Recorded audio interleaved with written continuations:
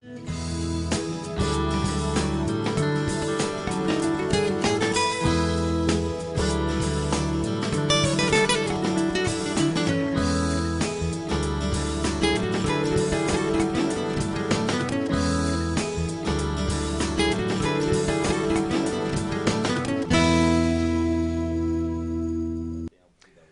वालेकुम, खुश आमदीद, सुबह खैर तमाम देखने वालों को।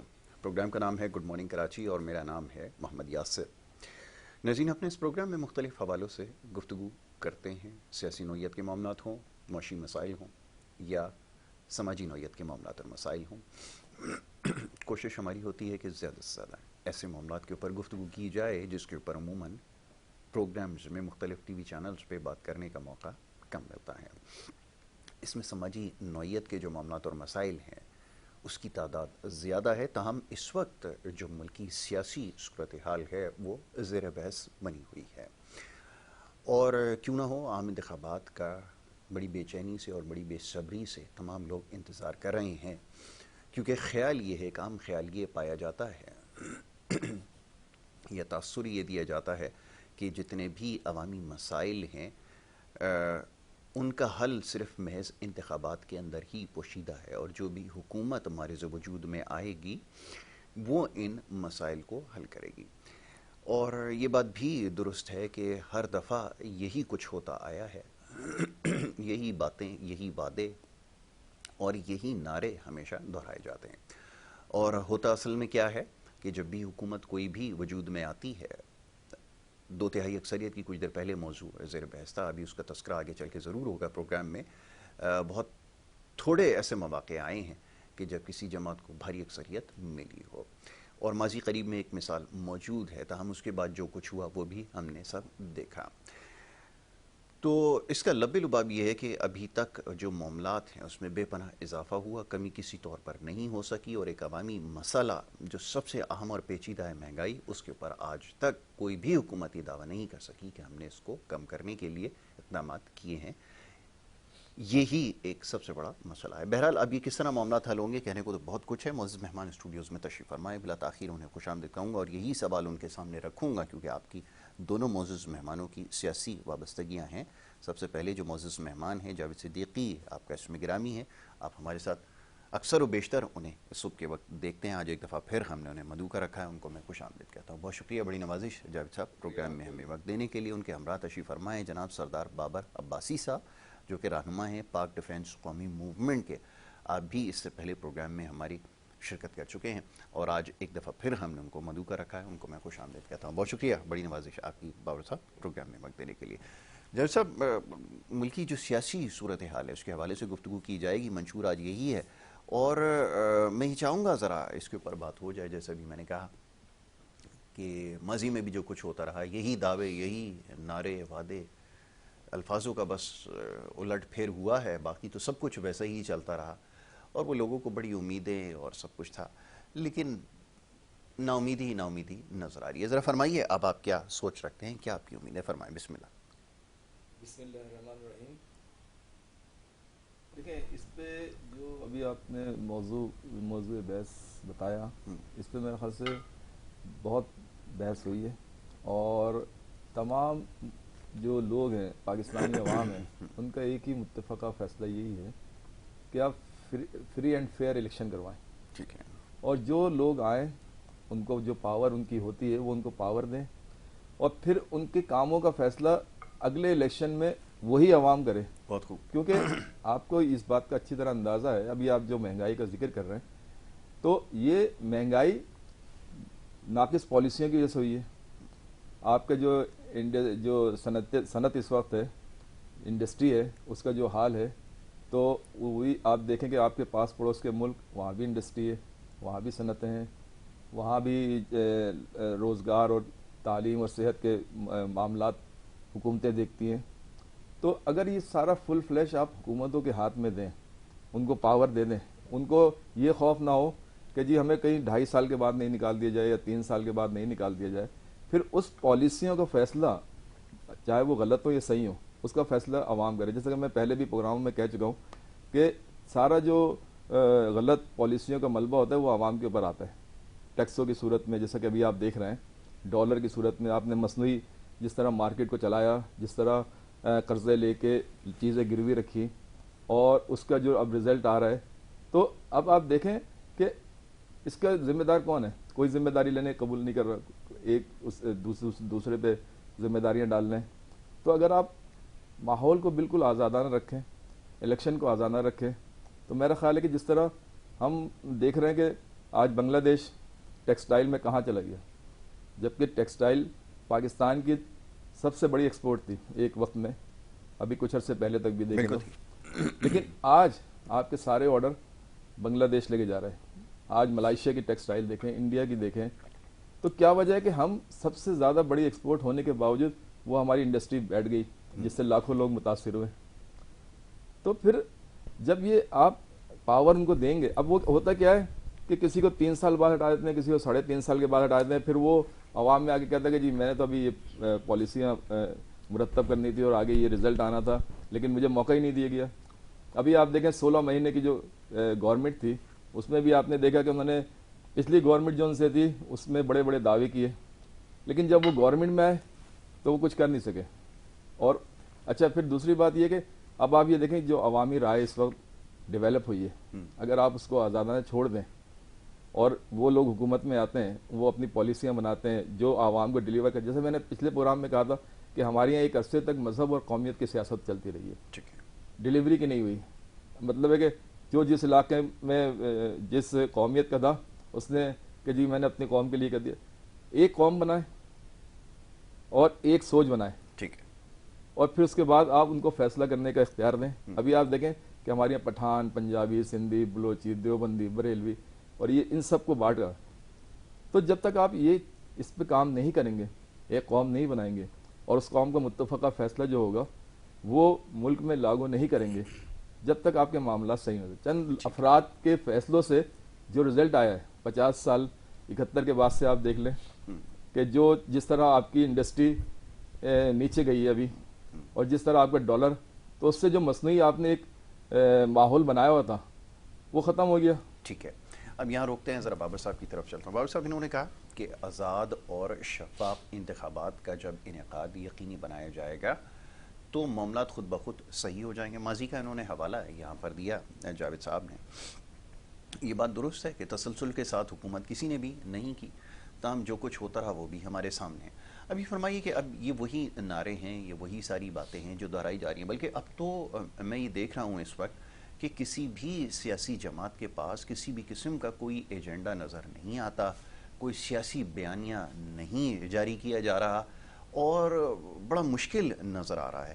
تو کیا اس کی وجہ یہ ہے کہ یہ سمجھ چکے ہیں کہ لوگوں کا اعتماد اٹھ چکا ہے, کیا جائے؟ سوال یہ پیدا ہوتا ہے. بسم اللہ الرحمن الرحیم. بہت شکریہ یاسر بھائی, تھینک یو. میں سمجھتا ہوں یاسر بھائی بات یہ ہے کہ اگر ہم سنجیدہ طریقے سے اس بات کو سوچیں گے نا, تو یہ جس طرح میرے بھائی نے کہا کہ کوئی 2.5 سال رہا, کوئی 3 سال رہا, تو ہم بیسک اس کی وجہ میں نہیں جاتے کہ کیوں رہا. ٹھیک ہے نا, ایک بندہ بزنس کرتا ہے, اگر وہ کوئی کاروبار میں دیکھ لیتا ہے کہ یار مجھے اپنے کاروبار پہ توجہ دینی ہے, اپنے ملک پہ توجہ دینی ہے, یا اس کو سنبھالوں گا تو یہ کاروبار میرا رن کر جائے گا اور میری آگے فیملی تک چلتا رہے گا. اگر وہ اس پہ توجہ نہیں دے گا تو وہ 2 سال 3 سال بھی بڑی مشکل سے چلے گا, وہ بیچ میں ٹوٹ جائے گا. جو حکومتیں جب یہ اس وقت جو اب دیکھیں نا سارے میدان میں اس وقت, میں تو وہ لفظ نہیں کہنے چاہتا کہ جس پوزیشن میں میدان میں عوام کو دوبارہ دھوکہ دینے کے لیے سارے کے سارے ہم یہ کر دیں وہ کر دیں, لیکن 70 سال سے بھی بھلے 3.5 سال یہ بھی رہے, مانتے ہیں ہم, مثلا 3.5 سال یہ رہے خیبر پختونخوا میں, یہ 16 سال سے رہے عمران خان صاحب. تو مثلا جو ہے نا مجھے تھوڑا سا یہ کہنا ہے کہ افسوس سے کہ آج عوام بھی سمجھ چکی ہے اور سمجھ رہی ہے ابھی کہ یہ پھر ہمیں ایک دفعہ لالی پمپ دینے آ رہے ہیں جو ہزاروں مثلا پیچھے 50 سال سے ہمیں دے رہے ہیں, کہ آ رہے ہیں جا رہے ہیں, پھر اس کے بعد 5 سال ہمیں نظر نہیں آتے. ہمیں یہ سوچنا ہوگا کہ ان کے ساتھ ایسا کیوں ہوتا ہے. پہلی بات جو بھائی نے کہا کہ فیئر فرینڈ الیکشن بالکل ہونے چاہیے, 100% ہونے چاہیے. میری تو تجویز یہی ہے, اداروں کو بھی دے رہا ہوں, تمام لوگوں کو دے رہا ہوں کہ 1 مہینے میں پاکستان میں الیکشن ہونے چاہیے, پورا 1 مہینہ لگنا چاہیے. صوبہ وائز الیکشن ہو اور پھر 1 ہفتے بعد دوسرے صوبے میں ہوں, اور ایسا الیکشن ہو کہ ان سیاسی رہنماؤں کو بالکل قطعی طور پر بینڈ کر دیا جائے, ان کی کمپین اور الیکشن کی ووٹ ڈالنے کی جگہ تک بھی یہ نہ آئے. بالکل ٹھیک ہے, آزادانہ لوگ جائیں, ووٹ ڈال کے آئیں, دیکھا جائے گا پھر کس کو دیں, اور پھر اعلان کریں, اور پھر دیکھیں دیکھ ایک بات ہوتی ہے، ضروری نہیں کہ ہم الیکشن کوئی ایسا بندہ جیت کے آیا جس کو پتہ ہی نہیں ہے کہ میں نے ملک کو کس طرح لے چلا، تو ایسا بھی نہیں ہوتا کہ وہ ملک کو تباہ کروائیں. بالکل ایجنسیز ہیں، فورسز ہیں، دوسرے لوگ ہیں، اس کو پریشرائز کر سکتے ہیں کہ آپ قابل بندہ لے کے آئیں سامنے. ٹھیک ہے، کمپنی چلتی ہے، اس کا سی او اگر جو ہے نا وہ ورک نہیں کرے گا تو وہ کسی اور کو لازمی رکھے گا کہ یار میں اس کو رکھوں تاکہ میری کمپنی کو اچھا چلائے. سب سے پہلے ہمیں اسی بات پہ آنا ہے کہ یہ جھوٹ اور دھوکہ جتنا عوام کے ساتھ ہو رہا ہے اس وقت عوام بلک رہی ہے اور ان کو الیکشنوں کی پڑی ہوئی ہے. جی یہ نہیں سمجھتے کہ ہم سارے مل کر تھوڑے وقت کے لیے ملک کے اوپر توجہ دیں. یہ پارٹیوں کو ڈیفینڈ کر رہے ہیں سارے، نون والے اپنا رو رہے ہیں، پیپل پارٹی والے اپنا رو رہے ہیں، پی ٹی آئی والے اپنا رو رہے ہیں، دینی جماعتیں وہ اپنا رو رہی ہے کہ ہمیں کہیں نہ کہیں کوئی مل جائے کچھ. تو پھر مجھے نہیں سمجھ آتی کہ ان کا نام یہ بار بار کیوں لیتے ہیں جا کے. جب ان کو ضرورت پڑتی ہے السلام علیکم سر آپ آ جائیں، ہم پھنس گئے آج ہمارے ملک میں.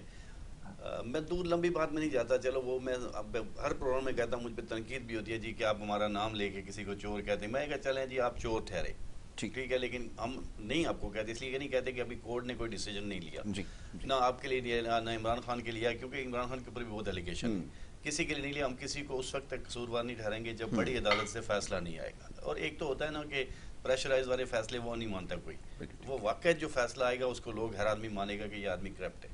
یہ سارے آپس میں پہلے سوچ لیں کہ ہم نے ملک کو کیا کرنا ہے. جو ملک کی حالت ہے، جو ملک کو جس طرف لے گئے ہیں، کسی ایک آدمی کے بس کی بات نہیں ہے، کسی ایک پارٹی کے بس کی بات نہیں ہے کہ وہ کہے کہ جی ہم آ جائیں گے. پہلے بھی آپ آئے تھے، بڑی پاور سے آئے تھے. میں کہتا ہوں عمران خان جیسا طاقتور وزیر اعظم نہیں تھا کوئی. کیا کیا سر 3.5 سال؟ صرف ہمیں یہی نعرے سنے، چور چور کے علاوہ کوئی ترقیاتی کام نہیں، کچھ نہیں، کوئی نعرہ نہیں سنا. بھائی وہ کام عدالتوں کے، جی جی آپ عدالتوں کے کام، وزیر اعظم سب کا ہوتا ہے. میں نے پہلے بھی کئی دفعہ کہا کہ وزیر اعظم کسی پارٹی کا نہیں ہوتا، وہ سارے پاکستان کا ہوتا ہے. اس کو سب کو ساتھ لے کے چلنا چاہیے. یہ انا کا مسئلہ بناتے ہیں. پھر جب دیکھتے ہیں کہ ملک ڈوبتا ہے تو کوئی بھی ملک ہوگا دنیا کا، اس کی فورسز حرکت میں آئیں گی، اس کے لوگ حرکت میں ہیں جو ملک کو دیکھتے ہیں. وہ بیٹھ کے دیکھیں گے نہیں کہ آپ سب کچھ کر لو پھر ہم آئیں گے. ہمارے ملک میں کوئی بھی حالات خراب ہوتے ہیں تو آپ کے پاس پولیس نہیں ہے، آپ کے پاس سول لوگ نہیں ہیں کام کرنے والے، پھر ہم انہی کی طرف دیکھتے ہیں. بارش کا پانی نہیں، پھر آج ان کو بڑی آسانی سے کہہ دیتے ہیں کہ جی وہ یہ سب کچھ کرتے ہیں. بھائی آپ خود اپنے منہ سے اس وقت تعریفیں کرتے ہو کہ جی ہمیں یہاں سے یہاں پہنچا دیا انہوں نے. تو بیسک ہمیں سر اب اس ٹائم پہ جانا چاہیے کہ غریب آدمی اور پاکستان کو تباہ ہو رہا ہے. جس طرح آپ نے بزنس کی بات کی، بزنس تباہ ہو رہا ہے، لوگوں کا روزگار نہیں مل رہا ہے. کون سا انہوں نے کوئی پروجیکٹ لائے؟ یہ کہتے ہیں ٹیکسٹائل باہر چلی جی، کیوں گئی؟ میرا سوال ہے کیوں گئی؟ کیا ہمارے ملک میں ان کو تحفظ نہیں دے سکتے؟ کاروباریوں کو ہم تحفظ دیتے ہیں، ان کو بڑھاتے کہ یہ آپ کاروبار بڑھائیں، آپ انڈسٹری بڑھائیں. اگر انڈسٹریز بڑی ہوگی، بزنس بڑا ہوگا یاسر بھائی، تو اگر کسی کے اوپر پیٹرول اگر 10 15 20 روپے مہنگا بھی ہو جائے تو لوگ افورڈ کر لیتے ہیں، اس لیے کہ ان کے پاس بزنس ہوتا ہے. آپ کے پاس بزنس ہے نہیں، کام ہے نہیں، اور آپ غریب کے لیے مزید جو ہے نا مسئلے پیدا کر رہے ہیں. آپ کا اپنا گھر 2 لاکھ 3 لاکھ میں نہیں چلتا، اور ایک غریب آدمی کو جس کے 10 بچے کھانے والے، 5 بچے کھانے، اس کو کہتے تم 32,000 میں اپنا گزارا کرو. یہ نہیں چلے گا سر، اب بالکل نہیں چلے گا. دیکھیں اب لوگ ان بڑی بڑی پارٹیوں سے مایوس ہو رہے ہیں. یہ نعرے بڑے لگا رہے ہیں، بڑے شوق سے سارے لگا رہے ہیں، لیکن آپ گراؤنڈ پہ جائیں، آپ فیلڈ میں جائیں، کیونکہ ان لوگوں کا تو کام ہے نا کہ بڑی بڑی جگہوں جلسے کر لیتے ہیں. یہ جو پارٹیوں والے نا یہ کہتے ہیں بس سارے ہمارے ساتھ. آپ ذرا تھوڑا شہر کے اندر چلے جائیں، لوگوں سے ملیں. آپ یقین مانیں ہمارا کام ہی ہے، مجھے بڑی تکلیف ہوتی ہے، میں لوگوں کو دیکھتا ہوں ایسی ایسی جگہوں. آپ چلیں کبھی میرے ساتھ، میں آپ کو دعوت دیتا ہوں ایسی کہ جہاں یہ اس کو کراچی آپ نہیں کہیں گے، بولیں گے افسوس کہ جہاں میری مائیں بہنیں بزرگ لوگ چل نہیں سکتے، پیدل ان کے لیے چلنا. تو یہ دعوے دار کس طرح بنتے ہیں سر؟ فنڈز ان کو پورے ملتے ہیں.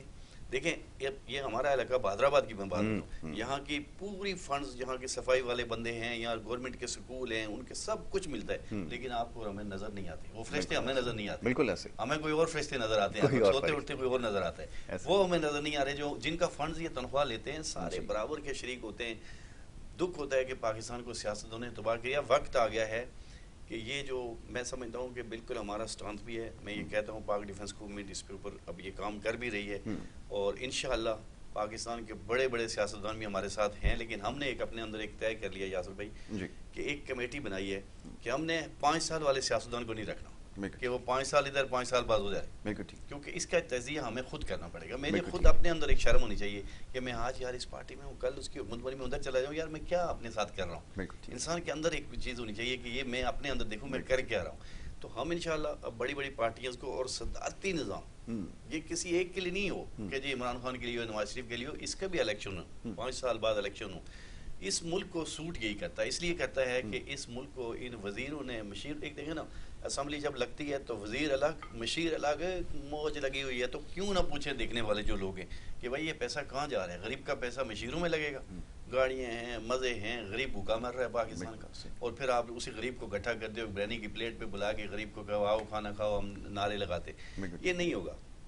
صدارتی نظام کے لیے ہمیں سب کو، میڈیا کو، سوشل لوڈوں کو، قانون دانوں کو یہ سوچنا پڑے گا. دنیا میں امریکہ میں دیکھیں نا صدارتی نظام ہے، مطلب ترکی میں صدارتی نظام، ہر ملک میں صدارتی نظام ہے.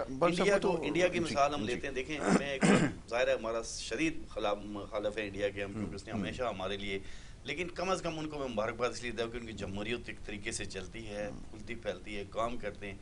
یہاں یہ آپس میں ہی کوئی کسی کو گریبان ہوتے ہیں. اسمبلی میں جب یہ بیٹھے ہوتے ہیں تو میرے نوجوان بچوں کو یہ کیا تہذیب دیتے ہیں.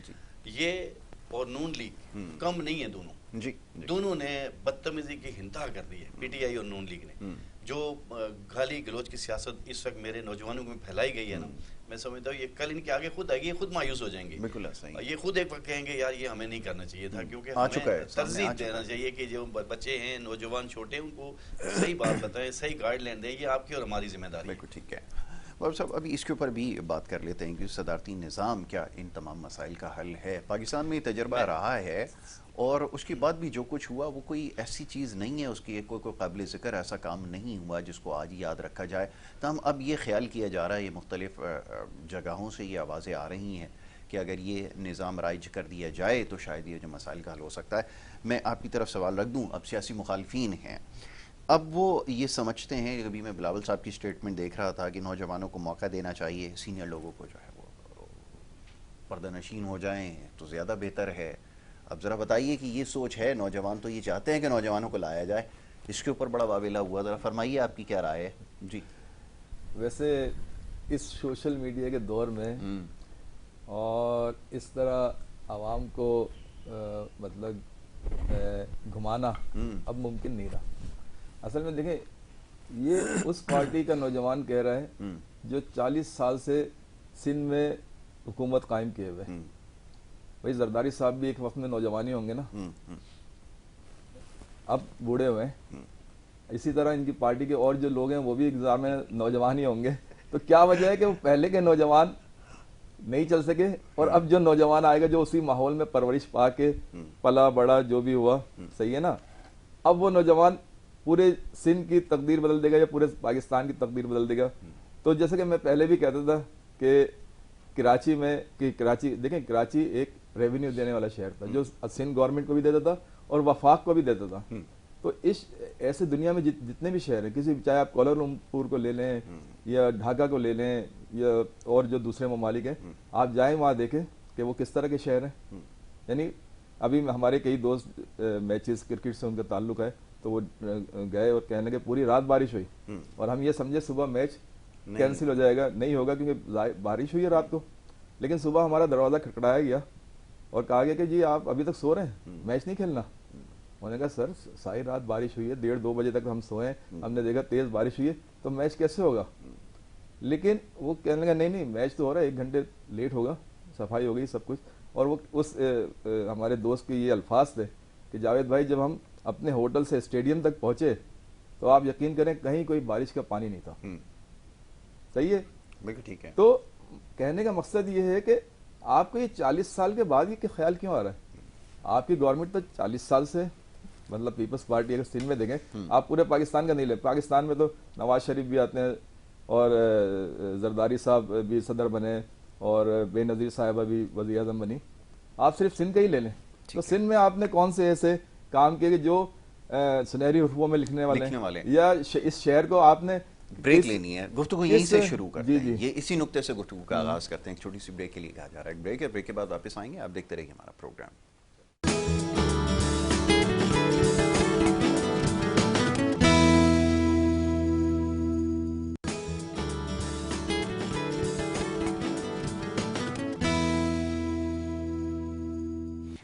پروگرام میں ایک دفعہ پھر آپ کو خوش آمدید کہیں گے. بریک پہ جانے سے پہلے گفتگو جاری تھی، بات ہو رہی تھی ملک کی اس سیاسی صورتحال کے حوالے سے. معزز مہمان تشریف فرمائے ہیں، ان کی گفتگو جاری تھی اور میں بریک لینے کے لیے تھوڑا سا مخیل ہوا تھا اور بریک کے بعد واپس آ چکے ہیں.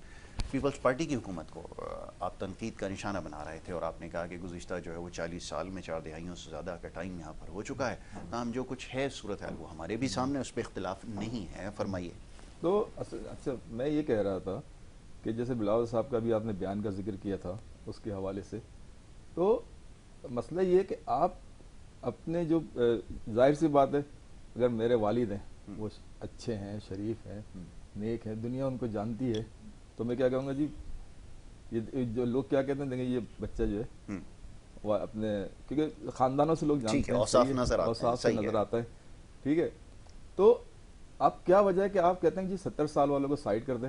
سر وہ سینئر ہیں, وہ تجربے کار ہیں, یا تو انہوں نے کوئی ایسے کام کیے ہیں کہ جو آپ اپنے کریڈٹ نہیں لینا چاہتے ہیں. ورنہ عام طور پہ نارملی اب جیسے بھٹو صاحب تھے, آج بھٹو صاحب کا نام لے کے سب کریڈٹ لیتے ہیں, تو انہوں نے کوئی اچھے کام کیے. ان کے تو آپ کو پتا ہے کہ 77 میں ان کو جب پھانسی دی گئی تھی اس کے بعد سے لے کے اب تک لوگ جو پرانے پیپلز پارٹی کے وہ ان کے نام پہ چل رہے ہیں. تو کیا وجہ ہے کہ آپ چاہ رہے ہیں کہ جی زرداری صاحب یا جو پرانے سیاستدان ہیں, سینئر سیاستدان ہیں, وہ سائڈ ہو جائیں؟ کوئی تو وجہ ہوگی نا اس کی, اور اس کی وجہ یہی ہے کہ انہوں نے وہ کام نہیں کیے کہ جس سے عام آدمی ان کا گرویدہ ہوتا, چاہے وہ انٹیریئر سندھ ہو, چاہے وہ سندھ کے شہری علاقے ہوں. آپ نے دیکھ لیا. اچھا, ابھی ان کو تنقید کا نشانہ بنا رہے تھے, ان کو تنقید کا سینئر کو, کیونکہ اگر آپ نے کام کیے ہوتے ہیں تو آپ اس سے کریڈٹ لیتے ہیں اور باقاعدہ ان کے نام. اب بھٹو صاحب کا کریڈٹ کیوں لیتے ہیں لوگ؟ بھٹو صاحب نے یا بے نظیر صاحبہ کا لوگ کہتے ہیں جی ہماری لیڈر تھی, بے نظیر رانی, بے نظیر شہید, اس طرح کے ان کے القابات دیتے ہیں اور پوری مطلب کہ سب ان کی عزت کرتے ہیں. تو اس کی وجہ انہوں نے کوئی نہ کوئی ایسے کام کیے ہیں. تو جب آپ ایسے کوئی کام کرتے ہیں تو پھر چاہے وہ دنیا میں ہو یا نہ ہو ان کا کریڈٹ لیتے ہیں. تو پھر یہ بیان دینے کی ضرورت کیا تھی؟ ٹھیک ہے. اچھا, پھر دوسری بات یہ کہ جن کو آپ کہہ رہے ہیں کہ جی شہباز شریف صاحب, یا جن کو ابھی 3 مہینے پہلے کی بات ہے کہ آپ انہی کی کابینہ میں اور انہی کے جو وزیر, اگر ان کی لسٹ نکالی جائے تو میرے خیال سے شاید آپ ہی 9 عمر اس میں کابینہ میں تھے, وزیر خارجہ. وہ بھی تربیت کے لیے آپ کو ہنا ربانی کھر دے دی گئی تھی کیونکہ وزیر خارجہ کا ان کو زیادہ تجربہ تھا. تو وہاں سے آپ نے تربیت لی, آج انہی لوگوں کے خلاف آپ بیان دے رہے ہیں. ٹھیک ہے, میں بابر صاحب کی طرف آتا ہوں. بابر صاحب, یہ سیاسی جو مکالمہ ہے یہ چلتا رہتا ہے, ایک دوسرے پہ الزام تراشی ہے. بالکل ہے. یہ ذرا فرمائیے اس کا کیا نتیجہ نکلتا ہے؟ مجھے ایک بات بلاول نے جو بات کی ہے جس بھی کانس میں کہ ٹھیک ہے ہم بزرگ جو سیاستدان رہنما ہیں ان کو ضائع نہیں کر سکتے, بالکل ٹھیک ہے, لیکن میں ایک بات آپ کو بتا دوں, اگر خان صاحب کی عمر اگر 50 سال ہوتی نا تو میرے بھائی یہی کہتے کہ بلاول کا بیان درست ہے. بالکل درست ہے. ٹھیک ہے. اب کیونکہ خان صاحب, زرداری صاحب, نواز شریف ایک ہی لیول پہ, تھوڑی بہت 1 سال 2 سال اوپر نیچے, 70 سال کی نہیں. میں تھوڑی سی وضاحت کر لوں. اصل میں ایک جنرل میں نے بتایا, مطلب میں نے صاحب ہے, ایک مثال ہے, یا بھٹو صاحب تھے یا بے نظیر صاحبہ تھی, تو ان کے دیکھیں ہر ایک کو اپنے کاموں کی وجہ سے یاد کیا جاتا ہے اور کام کی وجہ سے. میں اسی پہ آ رہا ہوں. دیکھیں میں نے یہ کہا ہے کہ جس طرح میں نے پہلے کہا کہ صدارتی نظام کے فائدے, صدارتی نظام جیسے امریکہ کے اندر بھی ہو رہا ہے, ٹھیک ہے نا, 2 موقع ہونے چاہیے. اس کے بعد وہ جتنا بھی پاپولر کیوں نہیں ہوئے گا, کسی صورت نہیں ہونا چاہیے. بجائے دوسری پارٹی کا دوسرا بندہ نکالے تاکہ جاوید بھائی کا نمبر آئے, میرا بھی آئے, اور کسی کا بھی آئے. ٹھیک ہے. چاہے کچھ ہم اس بات پہ, یہ جو موروثی سیاست ہے نا کہ بیٹا پوتا پوتی نواسی نانا, یعنی اس سے ہم جس دن باہر آ جائیں گے نا تو میں سمجھتا ہوں ملک ترقی کرے گا. دیکھیں بلاول کا بیان ظاہری بات ہے کہ بڑا حیران کن ہے, کیونکہ اس کے والد جو ہے, اس میں کوئی شک نہیں ہے کہ اس وقت کے موجودہ سیاستدانوں میں سے سب سے بہترین اور سمجھدار سیاستدان, بھلے دوسرے وے میں جو بھی وہ ہیں, ہمیں پتہ ہے کہ سیاسی ایک مائنڈ رکھنے والا آدمی ہے, سمجھوتا کرنے والا آدمی ہے, ہر چیز پہ بات کرنے والا آدمی ہے. ٹھیک ہے. یہ چیز بلاول کی جو تھی وہ سب سے بڑے تو اس نے اپنے والد کو ہیٹ کیا, کیونکہ باقی تو چلو مثلا خان صاحب اور نواز شریف کا تو ایک الگ معاملہ ہے, یا شہباز شریف بھی ساتھ ہیں, مولانا صاحب بھی ساتھ ہیں, ان کا بیٹا بھی ہے موجود, کسی نے نہیں کیا. لیکن پھر بلاول کو باپ نے جو جواب دینا تھا وہ جو جواب دے کے ان کو جو شٹ اپ کال دے کے نیچے کر دیا, وہ سب سارے اس وقت میڈیا کے اندر یہ بنا ہوا ہے. دوسری بات رہی, انہوں نے بھائی کے سامنے کی بات کی تھی کراچی کا, واقعی مجھے افسوس ہوتا ہے, ان کا بھی کراچی سے تعلق ہے, اور غالباً مجھے فخر اس لیے ان پہ ہے, کراچی کی ایم کیو ایم پہ بھی فخر ہے, اس لیے ہے کہ کہ کسی بڑے کرپشن میگا کرپشن میں لوگ شامل نہیں ہیں. غلطیاں کی ہیں ایم کیو ایم کے لوگوں کو. دیکھیں فاروق ستار کہ میں گھر جاتا ہوں, میں وہی پی آئی بی کالونی میں گلیوں سے ہوتے ہیں ان کے گھر کو دیکھا, وہیں رہ رہے. حالانکہ 1986 سے جب حکومت وجود میں آئی تو ایم کیو ایم ہر حکومت میں رہی. پہلے میئر تھے. ٹھیک ہے, وہی میں کہتا ہوں ہر حکومت میں رہی, کوئی حکومت سے ایم کیو ایم باہر نہیں رہی. لیکن اس بات پہ میں ان کو مبارکباد دیتا ہوں کہ کرپشن کے کبھی ان کے اوپر چارج نہیں ہیں. باقی چلیں جو دہشت گردیاں ہوئی اس میں انوالومنٹ تھی, سارا کچھ تھا, ہمیں پتہ ہے. لیکن کراچی کو میں سمجھتا ہوں کہ پچھلے عرصے سے 2009 کے بعد سے بھرپور طریقے سے تباہ کیا گیا. اس مہم میں سب شامل ہیں. اگر آپ کے پاس سر 3.5 سال اللہ تعالیٰ نے دیے تھے, آپ سمجھتے ہیں کہ جی میں ظاہر ہے ایک آدمی وزیر اعظم جو سٹینڈ لے سکتا ہے اس کو کون روک سکتا ہے. آگے کراچی شہر کو بنا جاتے. کراچی شہر کے اندر جو ہے نا کھنڈرات جو بنے ہر حکومت کے دور میں. بابا صاحب 18ویں آئینی ترمیم رکاوٹ نہیں بنی. میں اسی کی طرف آ رہا ہوں. میں ساری باتیں میں آج آپ کو اسی بات کی طرف. پہلے بات ہے کہ انہوں نے کام نہیں کیا. 18ویں ترمیم تو اتنا بڑا نقصان ہے اس میں. یہ جو پوائنٹ ہے, دیکھیں ایک گھر کا باپ ہوتا ہے نا, جب تو وہ بڑا ہوتا ہے تو اگر اس کے پاس پیسہ ہوتا ہے نا تو سارے بیٹوں کو وہ برابر تقسیم کرتا ہے, یا دیکھتا ہے یار یہ میرے بیٹے کو اتنا ملے. انہوں نے جو 18ویں ترمیم میں سب سے بڑا جو صوبوں کو اختیارات دے کے نا وفاق کے ساتھ زیادتی ہوئی ہے. وفاق تنہا ہو گیا ہے. یہ اربوں روپے کی کرپشن کرنے کے باوجود بھی الزام اس کو دیتے ہیں, چاہے وفاق کسی کی بھی حکومت ہو, پیپل پارٹی کی ہو, ان کی ہو یا اس کی ہو. یہ جو 18ویں ترمیم میں شک رکھی گئی تھی کہ صوبوں کو بااختیار کیا جائے, کیا بااختیاری ملی ہمیں؟ یہ دبال. میں پیچھے پروگرام میں کہا تھا بلکہ آپ کا میرا وہ کئی بات بڑی ہٹ بھی ہوئی جس میں آپ نے بھی کہا تھا کہ شارع فیصل. میں نے کہا صرف شارع فیصل, بالکل. اور اس کے بعد ہمیں پوری کراچی میں ایمانداری سے وزٹ کر لیں. کراچی کے ساتھ جتنا ظلم ہے کسی شہر کے ساتھ ظلم نہیں ہے اتنا ہوا جو کراچی کے ساتھ جو ظلم و زیادتی ہو رہی ہے. آج بھی وقت ہے یہ سیاستدان سر جوڑ کر بیٹھیں. دیکھیں میں نے آپ کو پہلے ہی کہا تھا کہ ہم ایسی بات نہیں کرتے. اپنے انا سے یہ باہر آئیں, اپنے انا کے کھول سے باہر آئیں اور ایسے لوگوں کو اپنا اسپوکمین رکھیں جو لوگوں کو جوڑنا سیکھیں, جو لوگوں کو ملانا سیکھیں, اور ملک کی سالمیت کے جو خلاف جو باتیں کرتے ہیں نا اس پہ یہ بیٹھ کے کمپرومائز کریں کہ ہم نے اس طرح چلنا ہے. وہ دیکھیں ایک آدمی سرکاری ملازم ہوتا ہے, اس نے نوکری کرنی ہے, اس کا ایک ٹائم پیریڈ ہے, اس نے بھی قسم کھائی ہے اپنے ملک کے لیے, ملک کی حفاظت کرنے کے لیے. آپ اس کو مجبور نہ کریں نا. آپ یا تو اس کو کہیں کہ سر آپ کی یہاں تک جگہ ہے, آپ بیٹھیں اپنا کام کریں, باقی ہم کر رہے ہیں, ہمیں جب آپ کی ضرورت پڑے گی ہم آپ کو بلا لیں گے. بالکل ٹھیک ہے. آپ ہر چھوٹے کام نہیں بھی آپ سے ہوتے ہیں تو آپ ان کو کہتے ہیں آ جائیں سر یہ ہم سے نہیں ہو رہا ہے. وہ تو بھائی نہیں ہو رہا ہے تو یہ ملک کا پیسہ کیوں ضائع کر رہے ہو, پھر انہیں کو ہی دے دو تاکہ وہی چلا لیں ملک. یا تو پھر دوسری بات رہی کہ ہمیں دیکھیں بار بار ہم ٹی وی پہ بیٹھے ہیں, جلسوں میں جائیں, ہم تنقید کرتے ہیں تو پہلے تھوڑا سا ہم یہاں جھوک کے دیکھیں کہ ہم نے کتنی دفعہ ان کو بلایا, کس کس جگہ بلایا. ہمارے کراچی کے اندر ایک کوئی اسٹرائک کھڑی ہو جاتی ہے, حالات خراب ہو جاتے ہیں تو ہماری پولیس کو تو اپنی وردی پہننی نہیں آتی, وہ بیچارے ہمیں نظر نہیں آتے کہاں ہیں. ہم اس وقت کال کرتے ہیں جی ڈی جی رینجرز کو کال کر کے سر ہمارا بڑا مسئلہ ہو گیا آ جائیں. رینجرز کے ہاتھ سے گزرتی ہے تو پھر ہمارے پاس ایک ادارہ اور ہے, صرف وہ آ جاتے ہیں تو ملک کلیئر ہو جاتا ہے. بالکل ٹھیک ہے. ایک وقت مجھے یاد ہے جب ایم کیو ایم کا یہاں پہ آپریشن کلیئر ہو رہا تھا تو لوگ بڑی بڑی باتیں کرتے تھے کہ تباہ ہو جائے گا, لیکن الحمدللہ ہمیں اپنی افواج پہ, اپنی فورسز پہ, اپنے رینجرز پہ کمپلیٹ بھروسہ تھا اور ہمیں پتا تھا کہ یہ گھنٹوں کی بات ہے. اور وہی بات ہوئی کہ 3-3.5 گھنٹے میں تمام چیز کنٹرول میں آ چکی. تو یہ ہماری فورسز ہیں, یہ ہماری فوج ہے, ہمیں ان کو سلوٹ پیش کرنا چاہیے ہمارے ملک کے لیے, ہمارے دفاع کے لیے. ہمارے اس وقت دیکھیں آرمی چیف کا یہ کام تو نہیں ہے کہ وہ آ کے کاروباری لوگوں سے مل کے معیشت کو بہتر کرے. ہم نے یہ اس ملک کو اس حالت میں پہنچا دیا ہے. ان سیاستدانوں نے یقین مانے اسمبلی کے اندر میرے اور آپ کے لیے کوئی بل پاس نہیں ہوا, اپنے لیے بل پاس ہوا اور پھر وہاں گالی گلوچ جو ہماری میری دنیا کے ملک دیکھتے. میں نے پچھلے پروگرام میں کہا تھا کہ کشمیر کو نقصان پہنچانے والے یہ سب ہیں, اس لیے ہیں کہ انہوں نے کبھی کشمیر کی بات نہیں کرتے اسمبلی میں.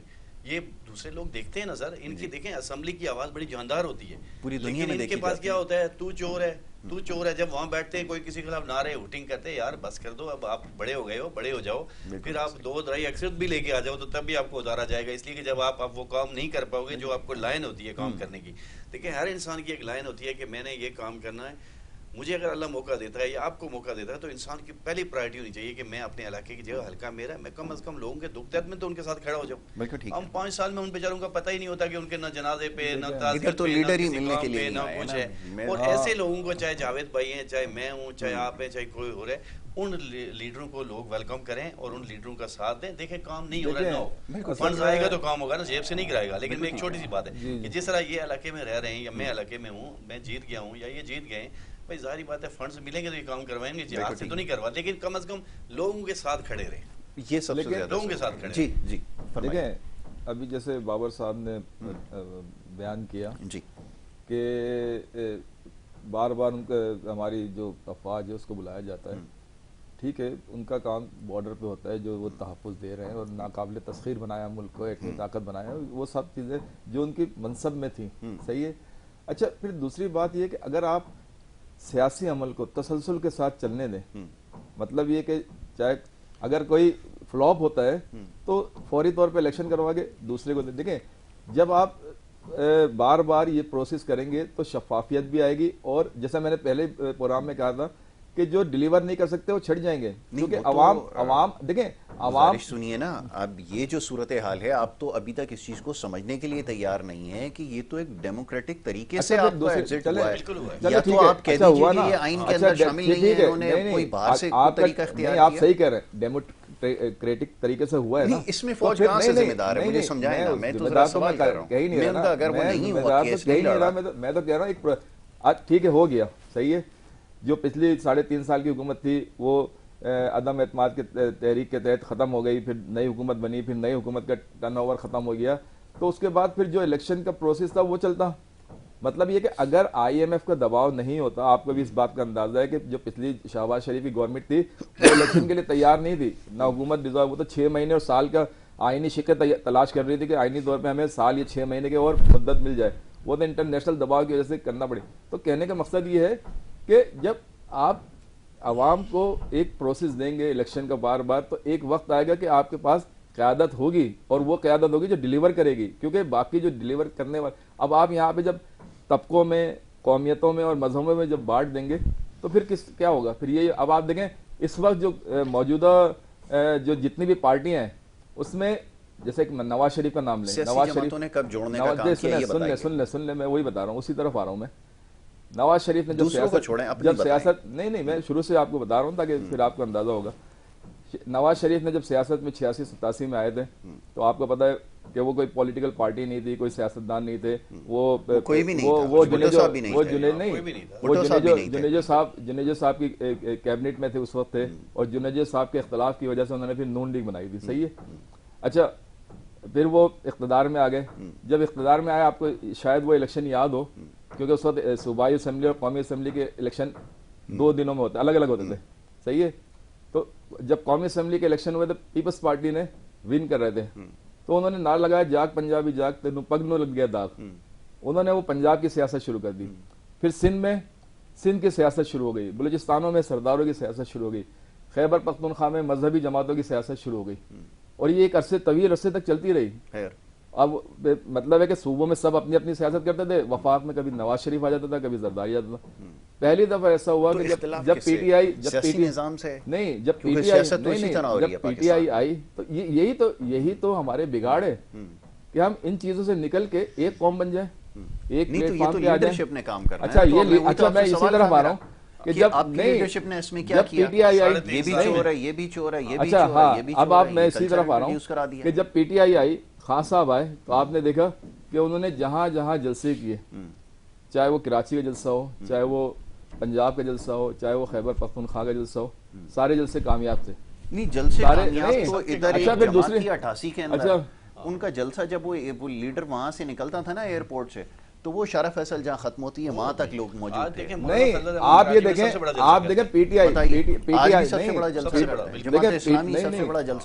آئی کا آپ دیکھیں کہ اس میں پٹھان بھی ہوتے ہیں، اس میں پنجابی بھی ہوتے ہیں، ساری جماعتوں کے اندر یہ کون سی کوئی جماعت ہے؟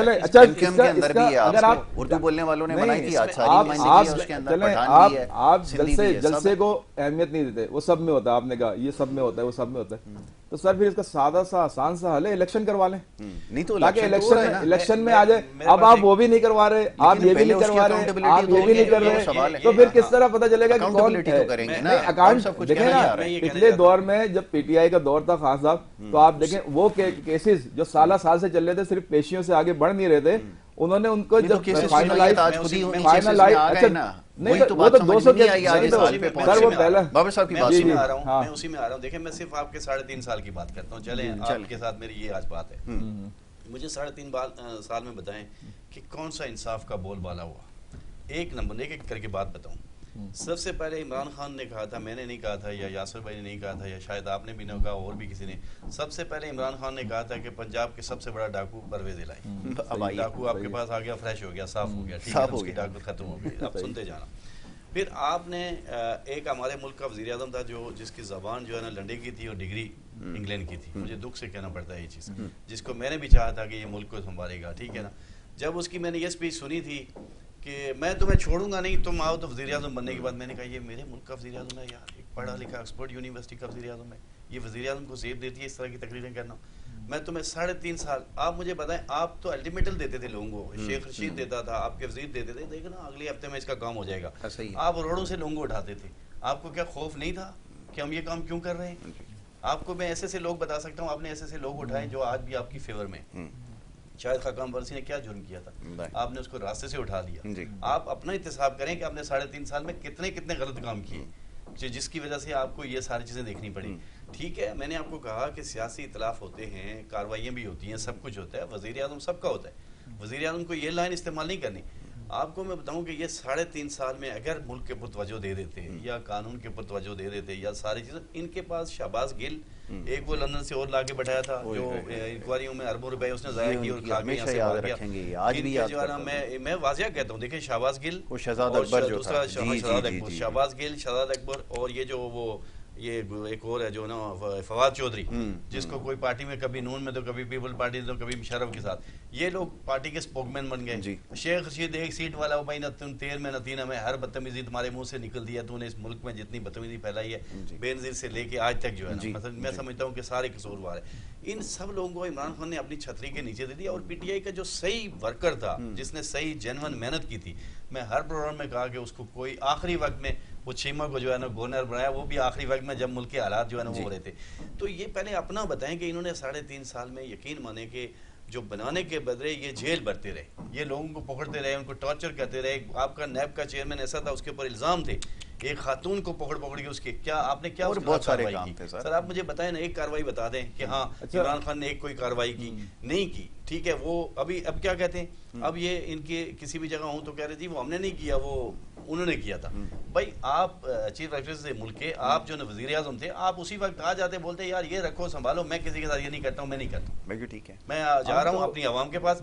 دیکھیں یہ جو کام عمران خان نے کیا, یہ نواز شریف نے بھی کیا تھا غلام اسحاق خان کے دور میں. یہ پاپولری حاصل کرنے کے لیے سب کرتے ہیں, میں صاف کھلی بات کرتا ہوں, مجھے کسی پارٹی سے کوئی ٹکٹ نہیں لینا یا کوئی نہیں, میں اپنی عوام کی فیور میں بات کروں گا اور کرتا رہوں گا. ٹھیک ہے نا, میں نہ ان پارٹیوں میں کبھی شامل ہونے کا سوچتا ہوں, اس لیے نہیں کہ مجھے پتہ ہے کہ ان پارٹیوں کے اندر کیا مائنڈ ہے, کیا چیز ہے. ہمارے جیسا آدمی چل ہی نہیں سکتا, کیونکہ اس کو صبح ایک گائیڈ لائن دی جاتی ہے کہ یہ بولنا ہے, اس سے زیادہ نہیں بولنا. بالکل ٹھیک. تو یہ ہمیں ملک کے لیے بولنا ہے. آپ مجھے بتائیں نا کہ کسی ایک جگہ میں بھی کوئی کسی ملک کا ہر دن جو ہے نا روزانہ ٹی وی بیٹھے گی شوشہ ہوتا تھا, اور عمران خان اس میں تیل میں اور وہ ڈالتے تھے. جب وزیر اعظم سے بات پوچھی اور وہ تسبیح ہاتھ میں رکھی ہوئی, یار آپ لوگوں کو جو ہے نا یہ ساری چیزیں چھوڑو, اب وقت آ گیا ہے کہ اگر میں تو سمجھتا ہوں کہ میں جو آئینی ادارے ہیں, سپریم کورٹ ہے, جو جوڈیشری ہیں, جو اسٹیبلشمنٹ ہے, میں سب کو یہ کہوں گا کہ ایک دفعہ چلیں, ان کے بہت شوق ہیں, موقع دیں, ان کی کسی وزیر اعظم کو نہ گرایا جائے. ہاں اگر کوئی ملک کے خلاف سازش کر رہا ہے, میں کہتا ہوں اس کو ٹانگ دیا جائے, فوراً ہی ٹانگ دیا جائے, ختم ہو جائے, جھانڈا ہی ختم ہو جائے. ایک سن لیں, فوراً ہی ٹانگا جائے, اس کو بلیک میل نہیں کیا جائے. یہ دیکھیں, اگر بلیک میل کوئی نہیں کرتا سر, کہ اس کے جرم کو چھپا کے اس کو بعد میں بلیک میل کیا جائے. ہمارے سامنے بھی یاسر بھائی بہت ساری چیزیں, ادھر چینی چور بیٹھا ہے, ادھر میڈیسن چور بیٹھے ہیں ساتھ. میں بتا رہا تھا, وہ آدمی ایماندار نہیں ہو سکتا. میں جتنا بھی ایماندار ہوں, ادھر چور چینی چور ہو, اس طرف میڈیسن چور بیٹھا ہو, اور میں کہوں کہ میں نام لیے بغیر میں بتا رہا تھا, وہ دوسری پارٹی کے 6 مہینے پہلے چھوڑ کر آئے تھے. اب اگر اللہ آپ کو لے آئے, میری دعا ہے کہ عمران خان جیل سے آئیں, ان کے ساتھ بالکل میں اس بات میں کوئی زیادتی نہیں ہونی چاہیے, ان کو آنا چاہیے انصاف کے مطابق ہوئیں, لیکن خدارہ سیکھ لیں. دیکھیں جی, ابھی بابر صاحب نے بڑی لمبی بحث کی اور بڑا اس میں صحیح کہا کہ جو بھی جرم کرے اس کو ٹانگ دینا چاہیے. صحیح ہے, اس کو بلیک میل نہیں کرنا چاہیے, اس کے جرم کو چھپا کے اور اس کو بعد میں بلیک میل کریں آپ, یہ غلط ہے. اچھا, عمران خان کے 3.5 سالہ دور میں آپ دیکھیں جس طرح عدالتیں کام کر رہی تھیں اور جس طرح جو پیشیاں سال سن شاہد خاقان صاحب, آپ کہہ رہے ہیں کہ انویسٹیگیشن दुनिया में उन मुकदमात के आज हवाले दिए जाते हैं, आपने लाफिंग स्टॉक बना दिया था। आपने 2 दिन को तो मैं ऐसे ही फारग कर दूंगा। देखें, आप ये देखें कि जो आज आपको सारा जरदारी साहब का या नवाज शरीफ साहब का चट्टा बट्टा है वो सब नजर आ रहा है, और जो उनकी जायदादें और जो चीजें ना, तो आपने सब आपको पता था, सही है ना, आप उनको लटकाते, आपने उनको बार बार मौका दिया, लेकिन 3.5 साल वाले पे आप सारे इल्जाम लगा रहे हैं कि उसने देखें, ये अदालतों के काम होते हैं, ये हमारा काम होता है केसेस नहीं सर, अदालतों का काम हम क्यों नहीं करने दें? अदालतें जिसलिए बनी है, जो उनके काम है, अभी आप देख लें कितने फैसले देते हैं, कौन करता है? सोचें ये बात कीजिए, जो आपने बात कही है ना बड़ी इंपॉर्टेंट है। जावेद भाई बहुत शुक्रिया, वक्त खत्म हो गया, बड़ा शुक्रगुजार हूँ आपने प्रोग्राम में वक्त दिया। बाबर अब्बासी साहब, मैं आपका बड़ा शुक्रगुजार मौजूद मेहमानों का, प्रोग्राम में शामिल गुफ्तगू रहे। वक्त हुआ एक ब्रेक का, ब्रेक के बाद दूसरे सेगमेंट की तरफ बढ़ना है। देखते रहिए प्रोग्राम गुड मॉर्निंग कराची।